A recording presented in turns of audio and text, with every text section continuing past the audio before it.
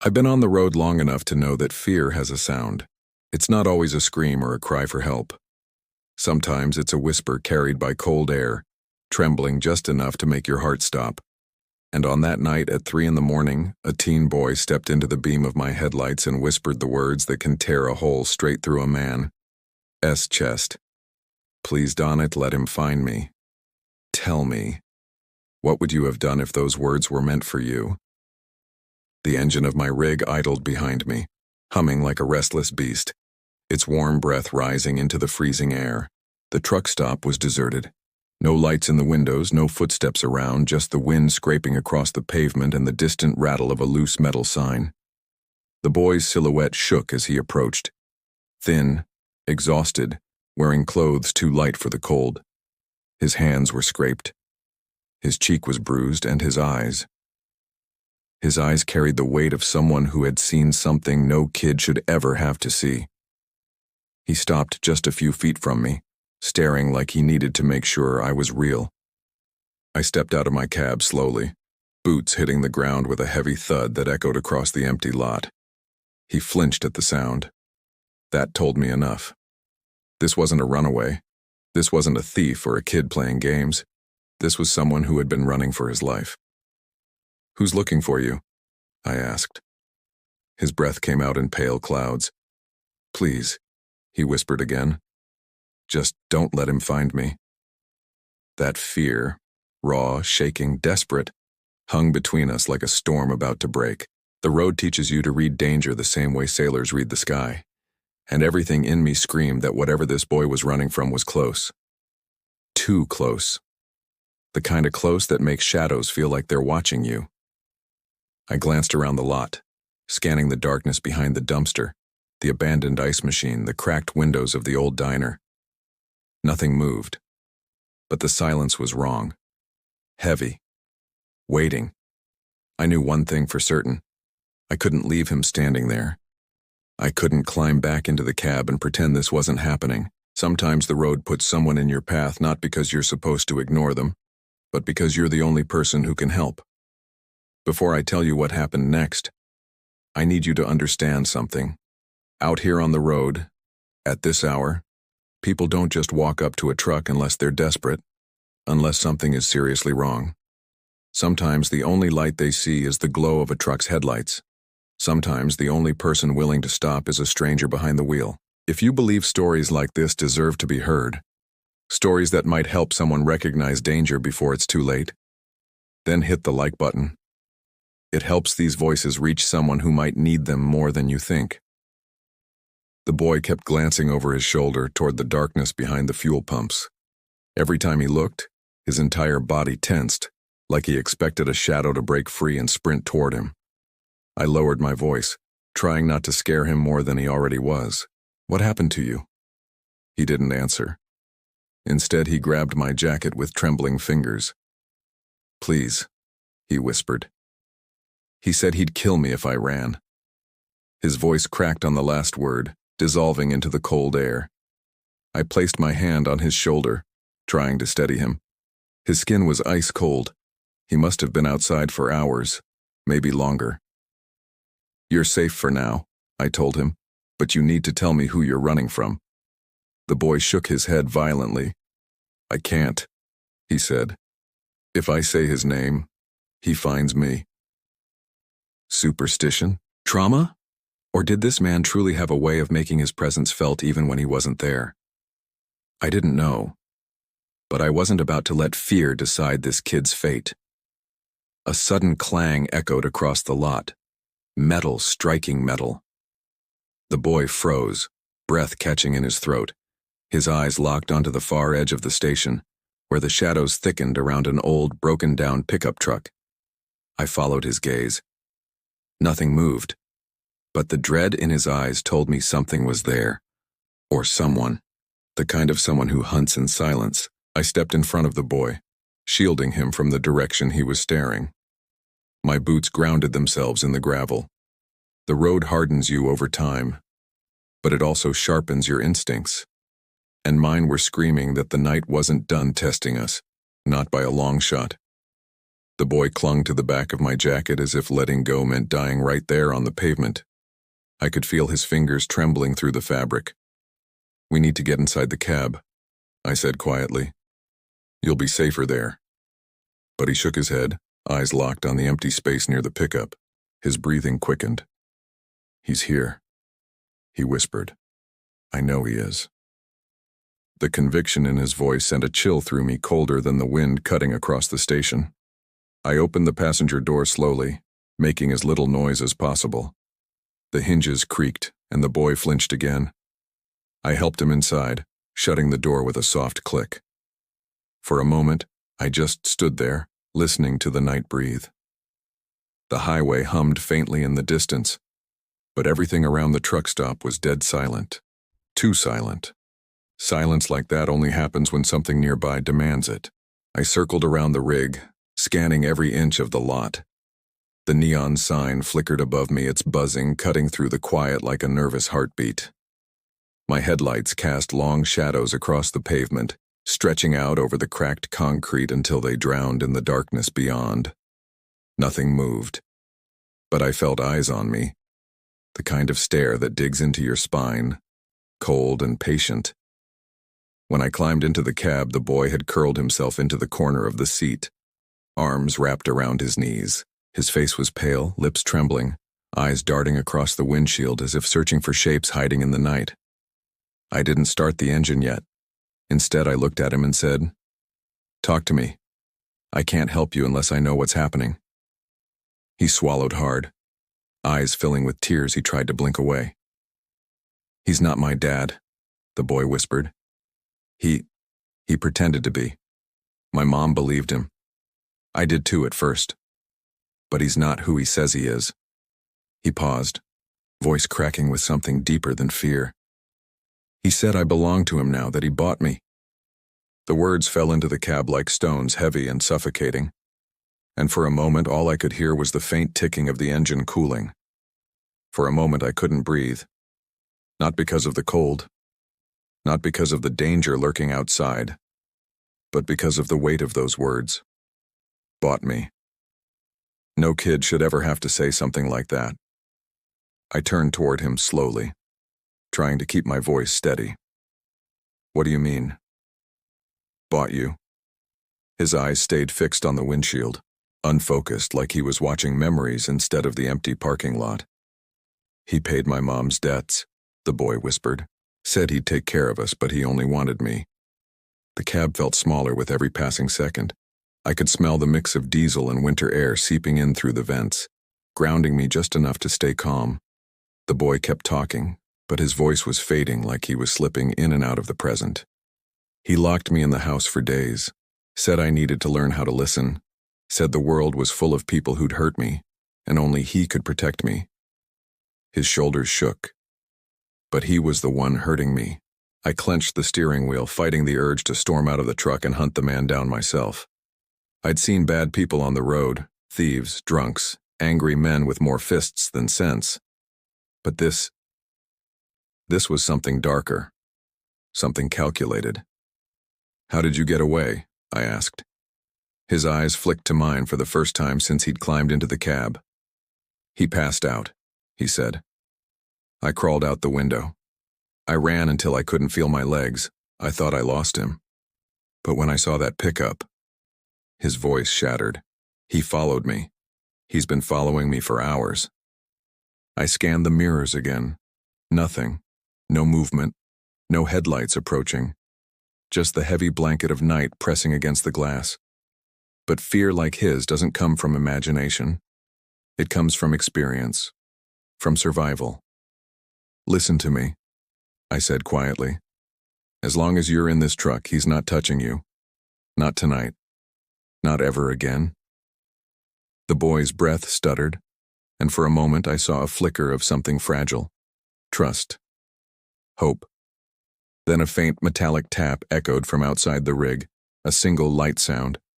Too deliberate to be the wind, too soft to be chance. The boy froze. His eyes widened, and without looking away from me, he whispered, "That's him." The sound came again, A soft metallic click against the side of my rig, like a fingernail dragging along the steel.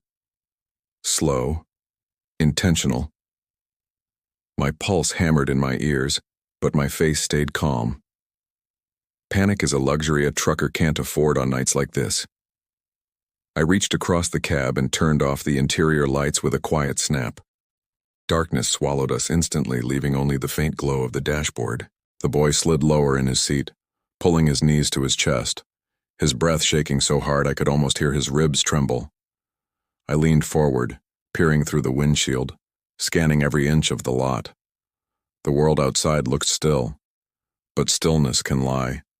A shadow near the pumps flickered, too tall, too narrow, too human to be a trick of the light. My heartbeat slowed, not from fear, but from focus. Years on the road teach you to see patterns the average person misses. Movement where there shouldn't be movement. Silence where sound should exist. A shape that doesn't belong. The boy grabbed my sleeve, voice breaking. "He likes to play with doors," he whispered. "He taps them before he opens them. He says it keeps me quiet." I swallowed the anger rising in my chest. "Not tonight," I said softly. "Not to you." Another tap, this time on the rear trailer door. Louder, a message, a warning, a promise. I felt the rig shudder slightly as whoever was out there brushed a hand across the metal like they were claiming it. I cracked my window just an inch, enough to hear the night better, to separate real threats from imagined ones. The cold air sliced into the cab, and beneath it, footsteps.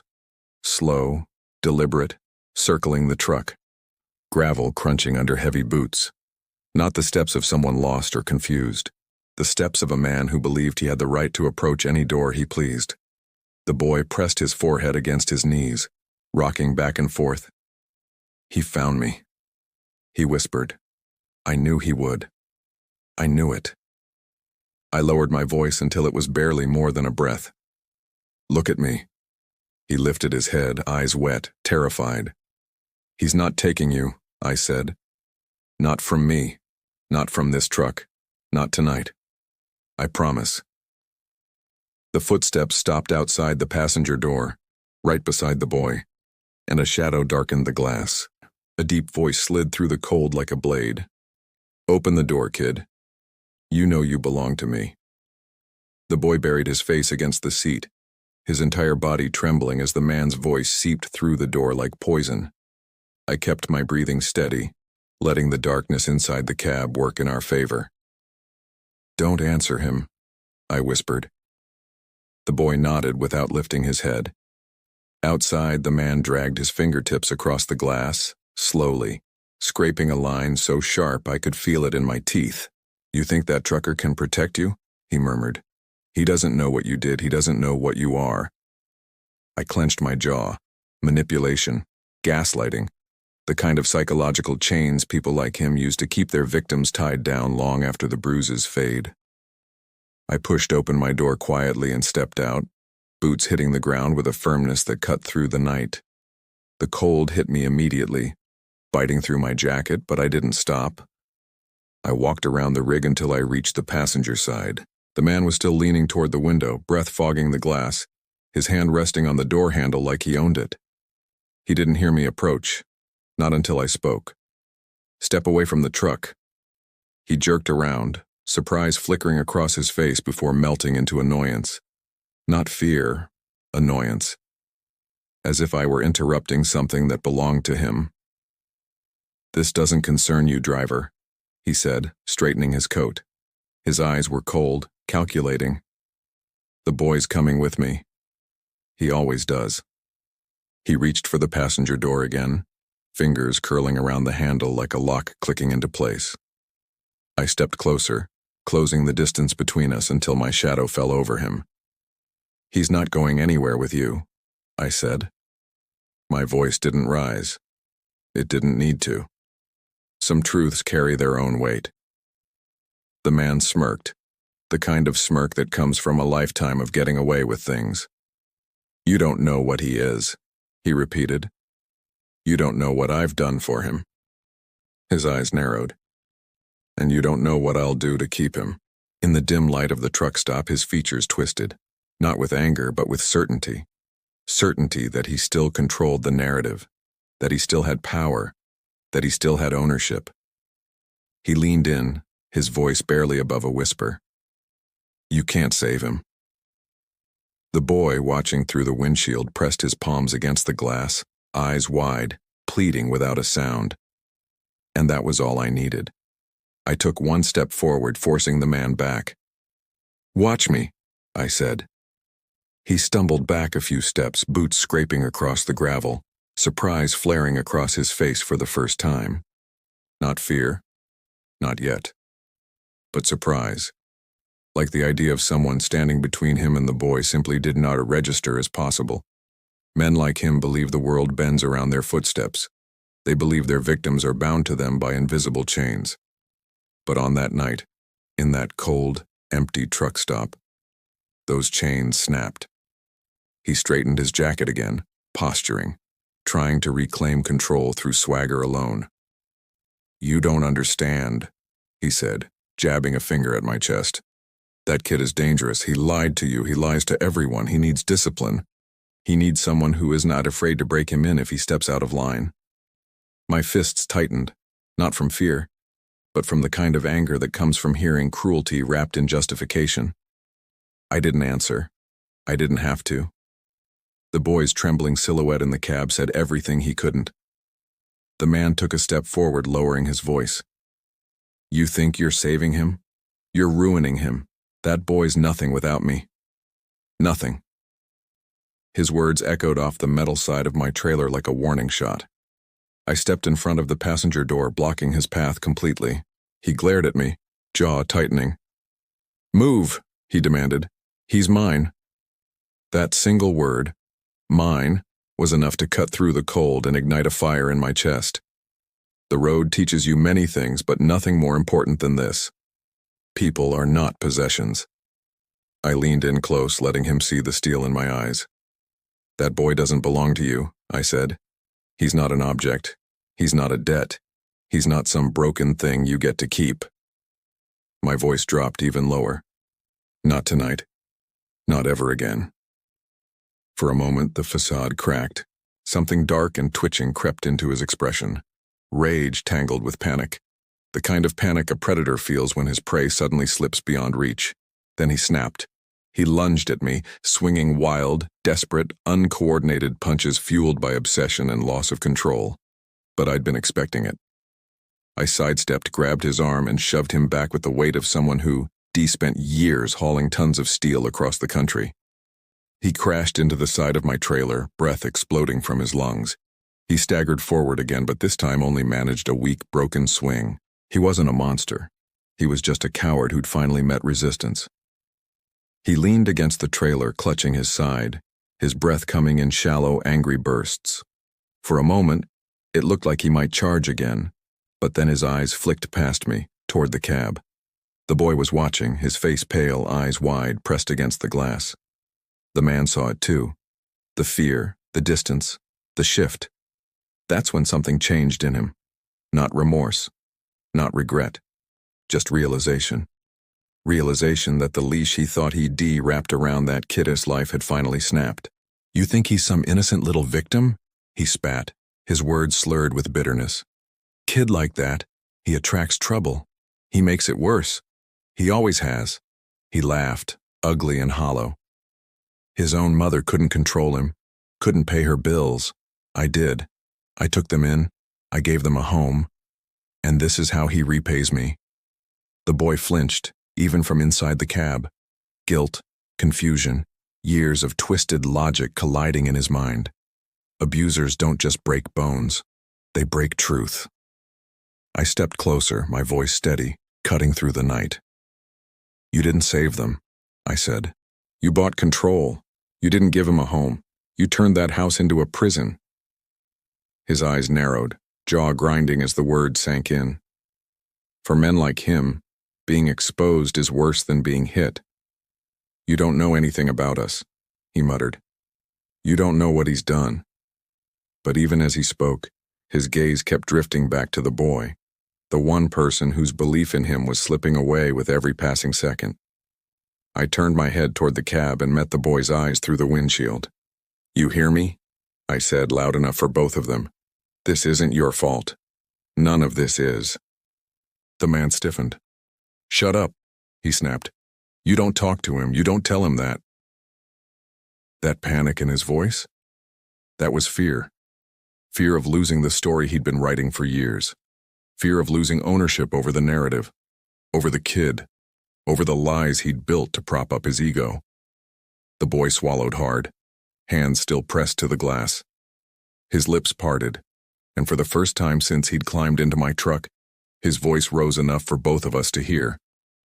He hurt my mom," the boy said, trembling. "He told her it was her fault. Told me it was mine too." Tears blurred his vision, but he didn't look away. He was speaking finally, directly. But it wasn't. Was it? The question wasn't for the man. It was for me, for the universe, for anyone who would finally tell him the truth. "No," I said. Just one word, but it landed like a hammer. The man snarled, rounding on me, his control shattered. "You don't get to rewrite this," he growled. But he was wrong. That's exactly what was happening. Not because I stepped out of my rig, not because I stood in his way, but because the boy, for the first time, was seeing the night clearly. The man pushed himself off the trailer, rage twisting his features into something feral. "He was nothing before me," he hissed. "Nothing. You think you're helping him? You're destroying him." His voice rose, cracking under the weight of his unraveling delusions. The boy shook his head slowly from inside the cab, tears streaking down his cheeks. He wasn't just scared anymore. He was seeing the truth without the fog of fear, maybe for the first time in years. And that scared the man more than anything I could have done. I stepped between them again, refusing to give him even a glimpse of the boy. "He's not yours," I said. "You don't own him. You don't control him. And you're not getting him back." The man's breath quickened, white clouds puffing from his mouth like steam from a dying engine. "Move," he demanded. "Last warning." But there was no power behind the threat anymore. No certainty, just desperation. His control was slipping through his fingers like sand, and he couldn't stop it. He reached into his coat suddenly, and for a split second my heart lurched. Shadows can hide anything, especially at 3 a.m. But instead of a weapon, he pulled out a crumpled piece of paper, a photograph. He waved it in the air, shaking. "Look," he shouted. "Look what he cost me." He threw it on the ground. The picture landed at my feet, a woman bruised, eyes swollen, stare empty. The boy's mother, and beside her the boy as a child, smiling weakly, unaware of the storm building behind him even then. The man mistook silence for victory. "See?" he said. "He broke her, just like he breaks everything." I picked up the photo, feeling the worn edges under my fingers. The boy inside the cab was no longer trembling. He was crying openly now, but there was something else in his expression. Recognition, grief, release. "She didn't break because of him," I said. "She broke because of you." The man stiffened as if slapped. Abusers survive by rewriting memories, by twisting guilt into chains they can drag behind them. But truth? Truth is a blade, and tonight it finally cut clean through him. He lunged again, this time with pure animal rage. His fist connected with my shoulder, but I barely felt it. I grabbed his coat, spun him around, and slammed him against the trailer so hard the metal rang out across the empty lot. He struggled, panting, snarling, cursing, until his strength gave out and he sagged against the steel like a man finally realizing the night had turned on him. He wasn't the hunter anymore. He wasn't the one in control. And for the first time, he knew it. He slid down the side of the trailer, legs buckling, breath coming out in broken bursts. The fight in him drained away, leaving nothing but a man hollowed out by his own cruelty. The sirens arrived long before he realized what was happening. Faint at first, then growing louder, filling the night with the sound of something he'd spent his life outrunning. Consequences. The boy watched from inside the cab, hands pressed to the window, eyes wide, not with fear this time, but with disbelief. Disbelief that someone had finally stood between him and the monster he'd been forced to call family. The patrol cars swung into the truck stop, lights painting the pavement red and blue. Officers stepped out, hands steady, movements calm, surveying the scene like they'd walked into a nightmare they'd seen before. One approached me, nodding as I stepped back. The boy climbed slowly out of the cab, unsure, unsteady, but standing on his own. When he reached me, he didn't speak. He didn't have to. He just leaned into my side, small and shaking, finally allowing himself to trust that the danger was over. The officers took the man from the ground. He didn't fight. He didn't shout. He didn't even look at the boy. Maybe he knew there was nothing left he could twist, nothing left he could take. For the first time, his silence wasn't a threat.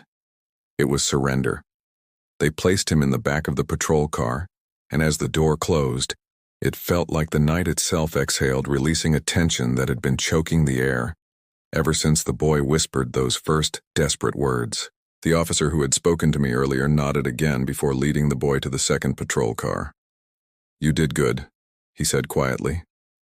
"Maybe." But as the boy settled into the warm back seat, wrapped in a blanket, staring at the world with new eyes, I realized something.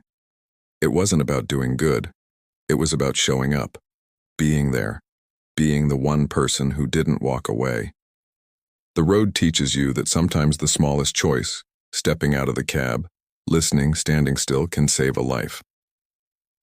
When the patrol cars pulled back onto the highway and disappeared into the dark, I climbed into my rig and sat in silence. The seat held the warmth of the boy's weight.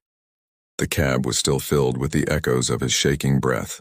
I started the engine, and the familiar rumble settled into my bones. If you stayed with me through this story, then you understand why these moments matter. If this meant something to you, hit the like button. It helps these stories reach someone who might need them. And subscribe, because the road is long and full of truths that need to be told. Out here, every mile holds another life, another choice, another chance to do what's right. So climb in. There's more ahead.